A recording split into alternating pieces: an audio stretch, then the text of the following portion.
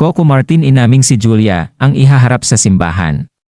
Naging emosyonal ang aktor na si Coco Martin nang matanong kung mayroon bang plano silang magpakasal ni Julia Montes. Pabiro naman itong sinabi na kasal na kami at tumawa. Ngunit nagseryoso ito at sinabing kanya itong gagawin soon. Hindi na nga tinatago ni Coco Martin at Julia Montes ang kanilang pag-iibigan, kaya naman confident na silang humarap sa tao.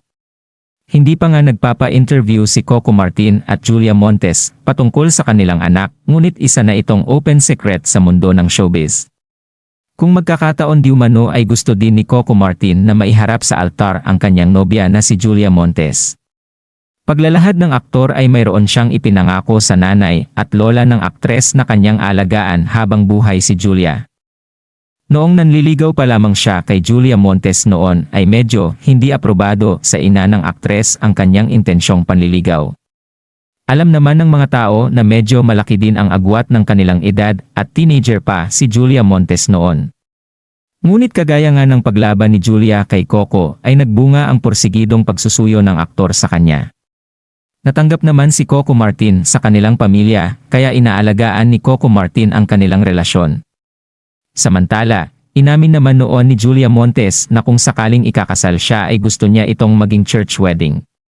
Napaka-sentimental kasi ni Julia Montes at malapit din siya sa Katolikong simbahan. Kaya naman, nirerespeto niya ang kasal at if ever mangyayari sa kanya ay ito ang kanyang hiling. Samantala, ang mga fans ni Julia Montes at Coco Martin ay excited na sa kasalang magaganap kina Coco Martin at Julia Montes in the future.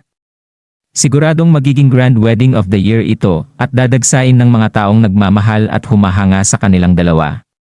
Humakot din kasi ng libo-libong fans si Coco Martin over the years dahil sa teleseryeng Ang Probinsyano at Batang Quiapo. Anong masasabi niyo sa balitang ito? Magkomento sa ibaba at maraming salamat.